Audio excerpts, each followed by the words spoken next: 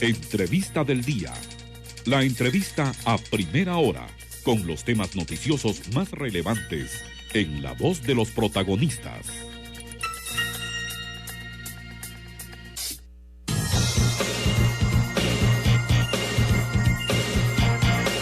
Vamos ahora a la parte seria del programa. Está con nosotros el jurista español Baltasar Garzón, que también es asesor del Tribunal Penal Internacional de La Haya.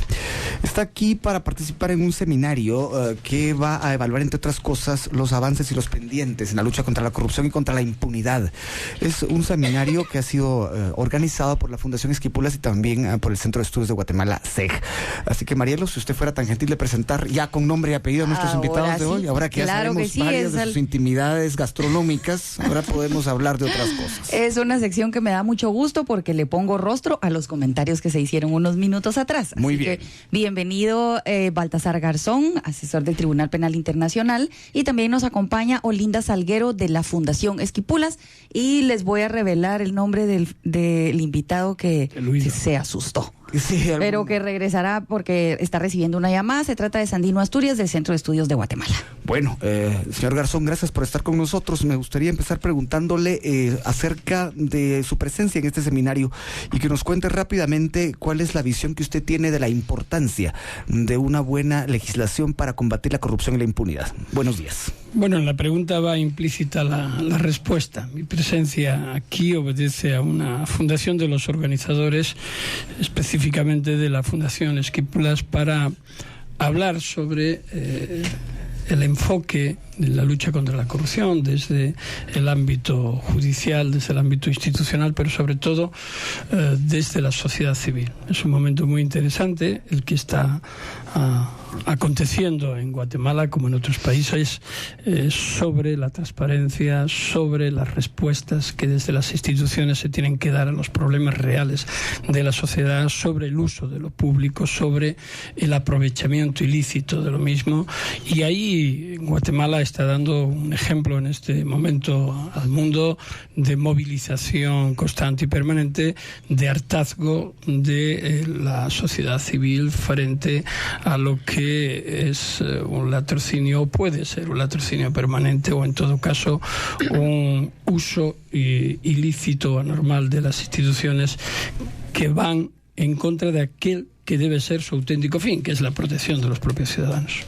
Quisiera preguntarle, en ese contexto, ¿qué piensa usted de un ente como la CICIG en un país como Guatemala y en las condiciones actuales? La Comisión Internacional contra la Impunidad de Guatemala ha demostrado en los años, ya prácticamente 8 años de existencia, que es un instrumento necesario, pero sobre todo en este momento está siendo clave. Cuando se lucha contra la corrupción, y esa corrupción es transversal y permea a las diferentes instituciones, tiene que a veces el impulso venir desde fuera. Esa contaminación que puede haber o que hay hace que la reacción no se produzca, sino que es una endogamia, digamos, la que se produce al ocultar el fenómeno. Cuando desde fuera te demuestran con hechos y con pruebas que hay un grave problema de delincuencia o de corrupción, es bueno. Y esa bondad se demuestra en que no es controlable, no es intimidable y consecuentemente toma las decisiones que debe, prescindiendo de los apremios que puedan existir para otros órganos judiciales, y a su vez empodera o ayuda a empoderar al propio sistema, si es que los actores principales, que son jueces y fiscales, toman la decisión firme de hacerlo, porque siempre hay un componente personal fundamental. Si no quieres hacerlo, puedes tener toda la ley, pero la inactividad y la indiferencia es la peor opción. Inactividad, indiferencia, indolencia. Olinda Salguero, buenos días. Cuéntanos un poco cuál es la visión que ustedes tienen de la presencia del jurista Garzón acá y qué puede realmente aportarle a este proceso, sobre todo en el momento en el que está Guatemala. Buenos días. Muy buenos días, muchísimas gracias por el espacio. En realidad, como ya lo mencionaron, este esfuerzo está llevado en conjunto con el CEG y con el apoyo del Instituto Demos también, y está en la línea del fortalecimiento institucional. Pues todos hemos visto las manifestaciones ciudadanas, la organización ciudadana en los últimos meses, en las últimas semanas, que se ha pronunciado pues abiertamente en contra del sistema, evidenciando la crisis política, pero también la crisis del sistema de justicia, que aunque ha estado dando algunos resultados, ya mencionaban el trabajo y la labor que ha hecho CICIG en conjunto con el Ministerio Público, también es cierto que todos sabemos que la lucha es contra la impunidad, y este esfuerzo se lleva a cabo en el ciclo que iniciamos hace algunos meses, precisamente contra la impunidad. En ese momento fue para ver si CICIG debía permanecer o no en el país, y nosotros creíamos que estuvo a punto de no permanecer. Y que estuvo a punto de no permanecer, y que ese fue un momento crítico en el que la sociedad civil también se manifestó organizada en decir sí, debe permanecer, pero ahora hay que seguir en el análisis, y parte en lo que hay que profundizar es ese marco jurídico, esas leyes anticorrupción,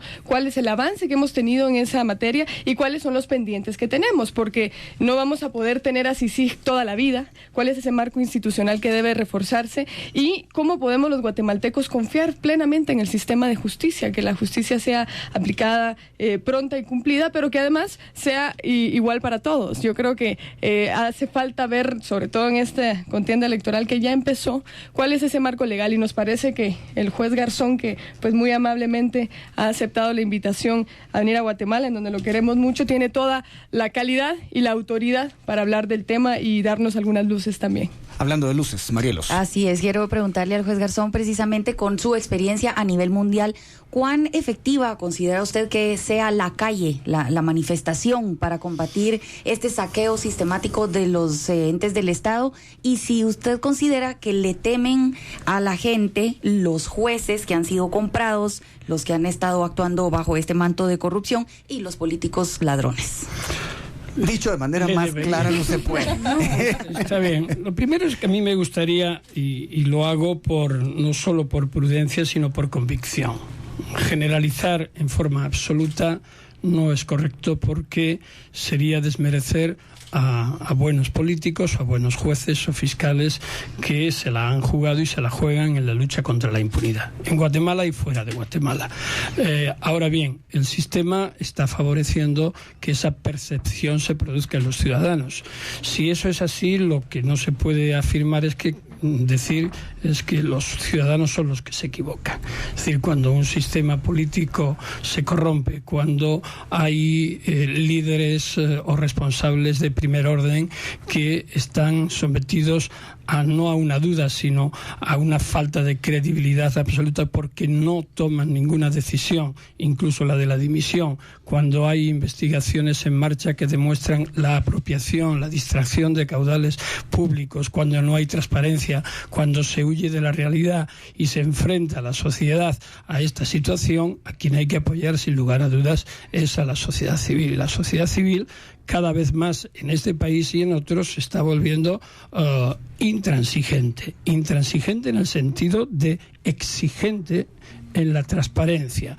Hay una especie, yo lo denomino una indignación activa, ¿no? Es decir, ya está bien, hasta aquí hemos llegado, no se nos puede utilizar, no se nos puede usar para votar, para legitimar un sistema que no responde a su principal obligación, que es proteger a los ciudadanos, es empoderarlos y es hacerse transparente para que los ciudadanos puedan ejercer esa democracia no solo representativa, sino participativa. Por tanto, la identificación de quienes desde la mayor impunidad están propiciando ese sistema es fundamental, pero no se puede quedar ahí. O responden las instituciones, en este caso el sistema judicial, o se produce una debacle mucho mayor. Por tanto, hay que identificar a los responsables, investigarlos, sancionarlos con todas las garantías, pero de forma contundente, y expulsarlos de la política. Indignación activa. Antes de irnos a la pauta, Dino Asturias,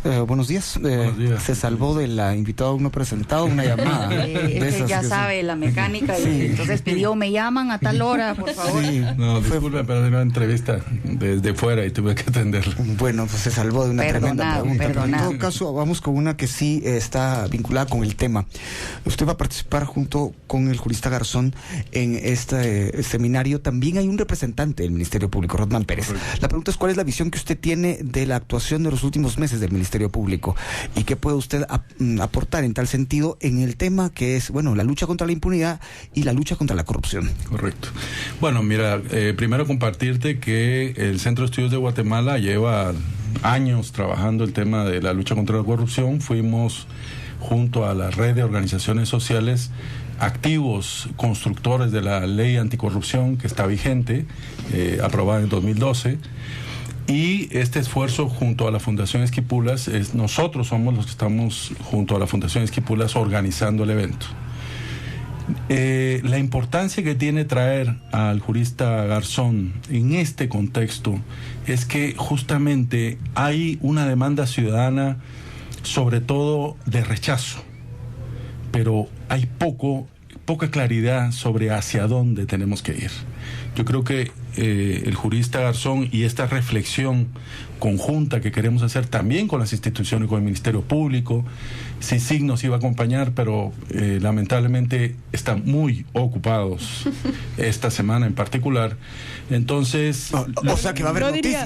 No diría lamentablemente, ¿eh? No, lamentablemente para el seminario, pero no para el país. O sea, creo que es importante destacar que el papel que ha jugado CICIG y el Ministerio Público es que el despertar ciudadano y la calidad de investigación que hizo la CICIG junto al Ministerio Público nos tienen hoy aquí.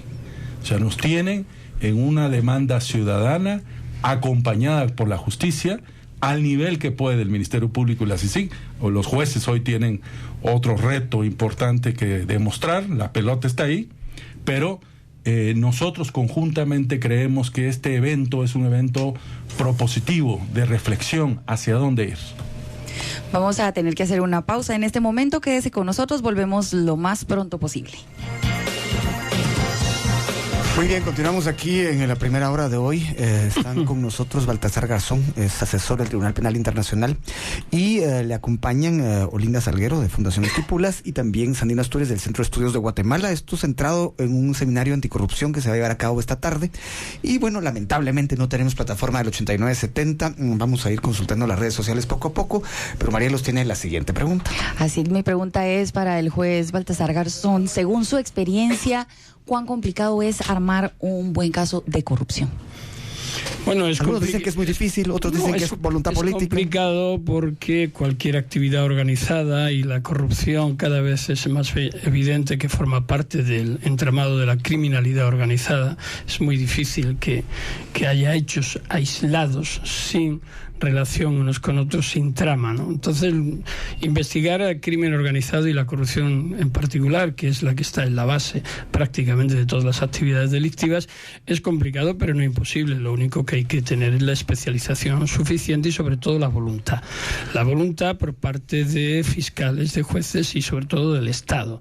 No deja de ser grave que las acciones desde la justicia contra la impunidad y contra la corrupción sean artesanales. Es decir, hay buenos jueces, hay buenos fiscales que se arriesgan, que toman esa antorcha de lucha contra la corrupción, pero si no hay un sistema que apoye, si no hay una dinámica, y por eso es tan importante la movilización social. La movilización social asusta mucho a los corruptos, asusta a la clase política, porque piensan que van a perder el puesto, pero apoya a quienes están investigando y les empuja a continuar. Armar un caso de corrupción no es tan difícil, solamente hay que contar con los elementos y con la voluntad y con los especialistas necesarios. Obviamente no son casos simples. Un soborno que te agarren cuando estás recibiendo o pagando es fácil, ¿no? Pero todo un entramado de defraudación tributaria, por ejemplo, es mucho más complejo. Lo que ocurre es que normalmente la sensación de impunidad que tienen los corruptos le lleva a cometer los mayores errores y ahí se les agarra. Bueno, hay varias preguntas que ya empiezan a ingresar por la vía de las redes sociales. Carlos Mendoza, un experto en estadísticas, dice lo siguiente: preguntarle por favor al jurista Garzón su opinión sobre preservar el desorden institucional corrupto.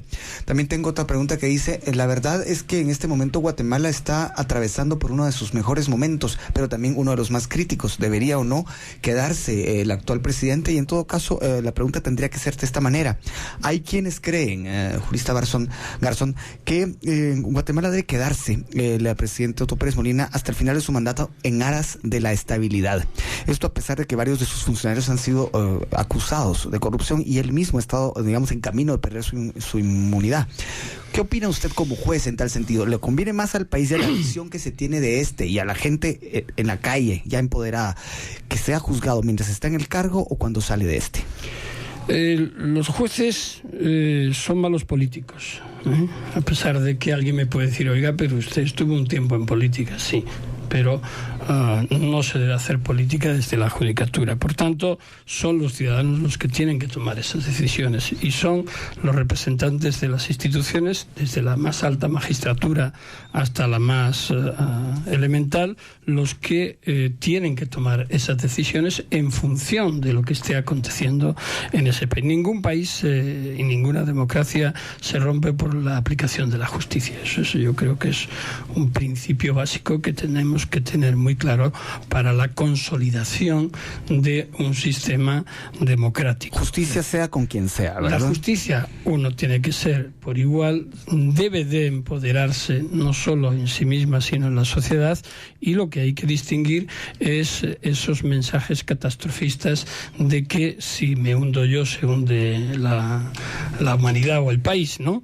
No es eso. Hay que hacer una investigación seria, hay que acumular indicios, hay que acumular elementos, y si hay una responsabilidad, se asume. Lo que no se puede hacer es proteger, esconder, difuminar, porque entonces las consecuencias son mucho mayores. Si la herida no se limpia y se cierra en falso, se gangrena. Hay países que consideran que este tipo de hechos, cuando afectan a instituciones o poderes, no debe de desarrollarse en época electoral.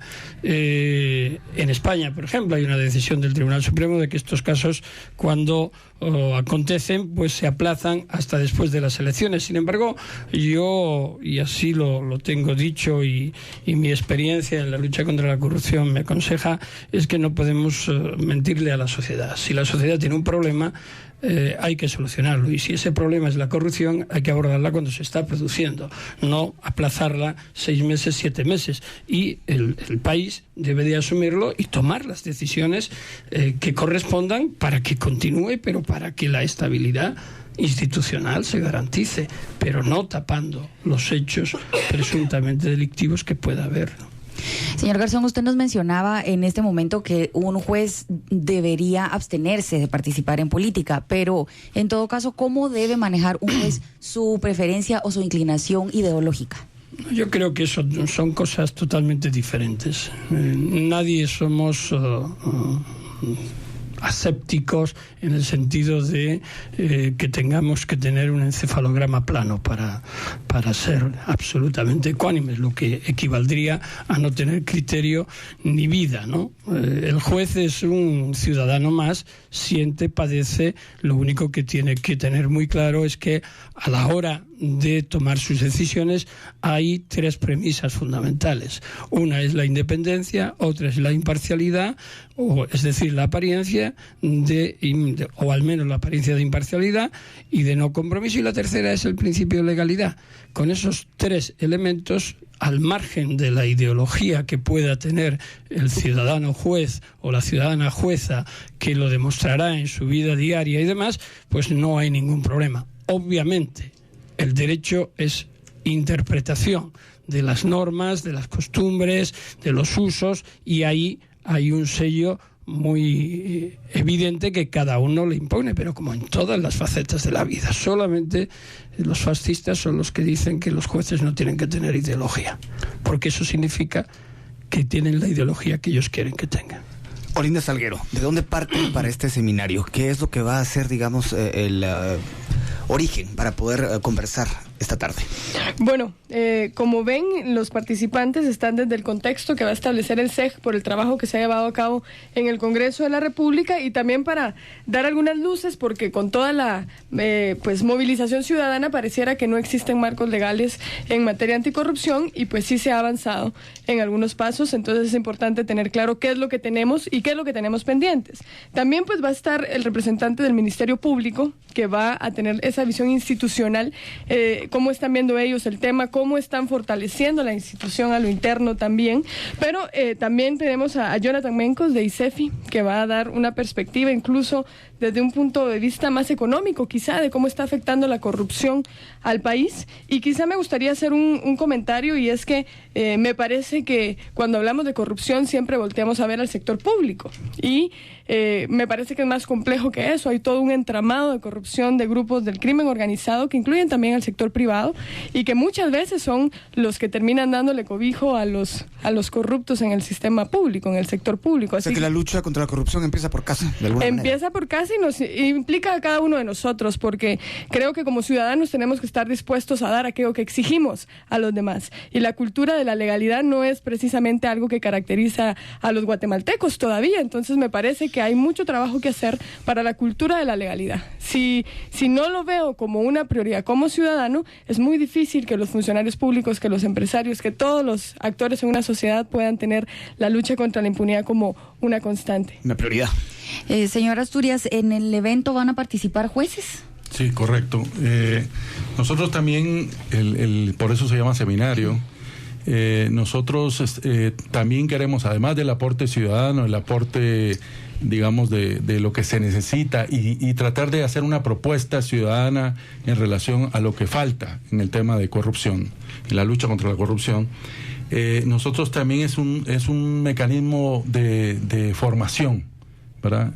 Y en este caso nosotros ya venimos tiempo trabajando con jueces comprometidos, con jueces democráticos, y sí hay un interés muy grande de parte de los jueces para participar en el seminario, para poder nutrirse de esta nueva corriente, esta nueva ola que hace que en la medida que la sociedad avanza vayamos siendo excepciones los corruptos, y la mayoría de jueces puedan ser los jueces que nos representen. Y finalmente, reforzar una idea que se acaba de plantear. Una de las cosas que en la batalla por la ley anticorrupción más importante fue establecer justamente, y eso es un avance por sobre el estándar internacional de la Convención Anticorrupción de la OEA y la Convención de Naciones Unidas, es justamente la tipificación que tiene la ley guatemalteca, que no solo es el enriquecimiento ilícito, que es para funcionarios. Hay una figura jurídica que es el enriquecimiento ilícito de particulares. Entonces, ahí también tenemos un fondo importante, igual que en la ley de extinción de dominio, incluimos un capítulo para corrupción. Es decir, es importante, muy importante, establecer las dos dinámicas, pero además que hay un marco jurídico para hacerlo. Ahora, la voluntad política es el tema que nos toca. En los 30 segundos que nos quedan, señor Garzón, que pide la palabra. Que la corrupción no cae de los árboles. Es decir, siempre estamos pensando en los políticos y demás, pero lógicamente quienes alimentan a los políticos son los lobbies, quienes favorecen pagos de coimas, sobornos, etcétera, también son las grandes corporaciones. Es decir, la impenetrabilidad de la corrupción se produce precisamente porque hay un amparo no solamente oficial, sino desde estructuras de poder corporativo, y evidentemente ahí tiene que entrar también la transparencia. Vamos a una pausa, por favor quédese con nosotros, todavía nos quedan las conclusiones. Aunque no tenemos 8970, sí tenemos redes sociales y nos exigen algunas preguntas que por supuesto vamos a formularle al jurista español Baltasar Garzón, que se encuentra con nosotros acá junto con Olinda Salguero y Sandino Asturias. Esto en el contexto de un seminario internacional que va a tratar el tema de los avances y los pendientes en la legislación y en todo lo relacionado con la lucha contra la corrupción y la impunidad. Así que bueno, hay preguntas, Marielos, inevitables. Obligadas, así es, que nos han enviado pidiendo, sí. y que vamos a hacer en este momento. ¿Cómo recuerda usted, señor Garzón, el momento en que le dictó orden de arresto al señor Augusto Pinochet y si recibió luego algún tipo de presión o intimidación?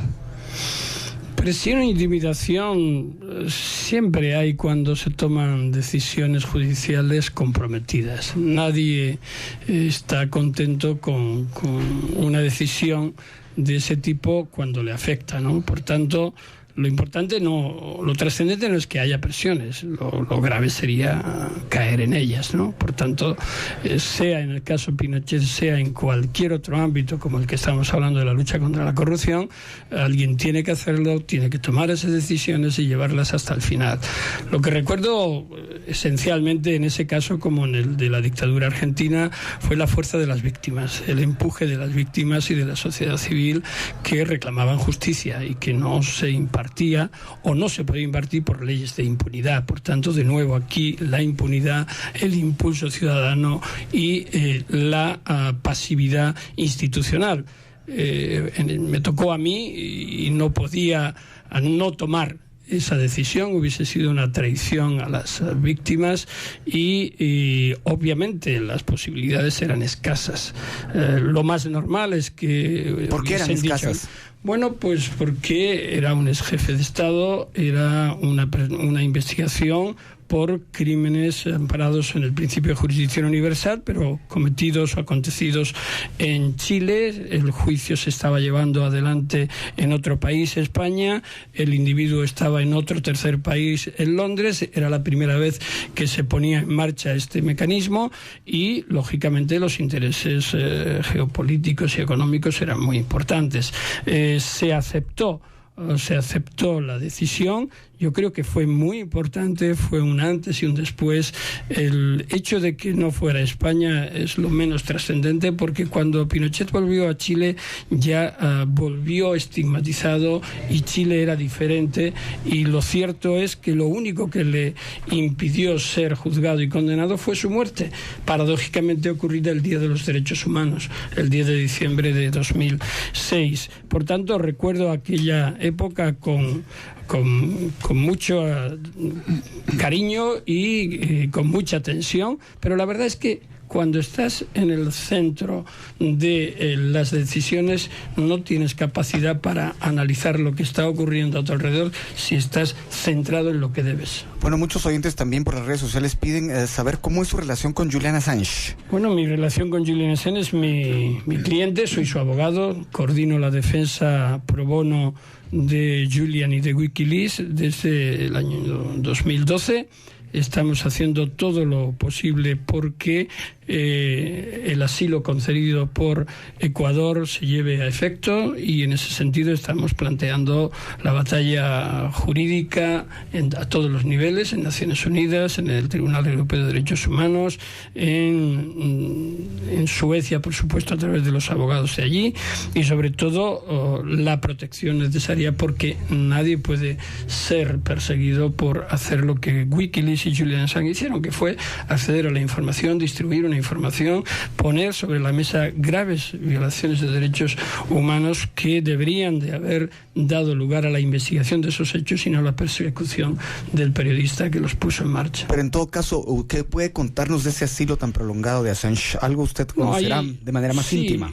Lógicamente, la situación de Julian Assange es delicada, porque a pesar de esa fortaleza anímica e intelectual que tiene, es una persona muy potente en sus convicciones, y yo creo que eso es lo que le mantiene en pie para seguir plantando batalla, ¿no? Pero la situación humanitaria es delicada. Estar en un espacio tan reducido, anteayer se cumplieron 3 años de esa situación, en pleno siglo XXI es incomprensible que no haya una concesión del salvoconducto para que pueda venir hasta Ecuador, y sin lugar a dudas, a partir de ahí que se le pueda juzgar, pero con una protección de inmunidad extendida que ahora mismo no tiene, porque hay un gran jurado secreto en Estados Unidos que está desarrollando la investigación, y hay cargos precisamente relacionados con la actividad de Wikileaks y de Julian Assange, y eso es inaceptable que pueda finalmente ser investigado por lo que no es sino el ejercicio de un derecho. Más preguntas en las redes sociales. Así es, esto llegó a través del Twitter y nos dicen, pregúntenle por favor al señor juez, ¿qué puede aprender Guatemala de la experiencia de España con las investigaciones del gobierno de Aznar? Firmado por Jorge Benavides. Bueno, yo creo que mucho en España ha habido también una línea permanente de impunidad desde la dictadura hasta bien entrada la democracia. Se perdieron oportunidades muy importantes durante la transición, en la lucha por la transparencia y la corrupción. Sencillamente se olvidó, como si no existiera, ¿no?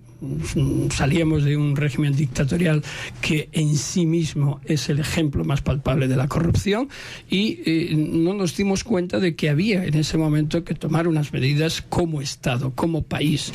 Sin embargo, las medidas que se tomaron las tomamos desde la judicatura. Yo entré en el año 80 en la carrera judicial y nadie me dijo que tenía que hacerlo, pero lo hicimos y lo fuimos elaborando y hasta 1994, es decir, casi 20 años después, no hubo unas medidas y unas leyes anticorrupción, no se creó la Fiscalía Anticorrupción. Después hubo cierto consentimiento, cierta aceptación, o una gran indiferencia con la corrupción desde la propia sociedad. No era un problema para la sociedad, eran momentos económicos importantes y era más progresista mirar hacia adelante y no darnos cuenta que las bases estaban todavía sin afirmarse. Y luego lo que sucedió con el esfuerzo de algunos jueces que continuamos investigando y que pagamos un costo muy alto por eso, fue que la sociedad en un momento determinado, cuando la crisis económica estalló en España, dijo basta, ¿no?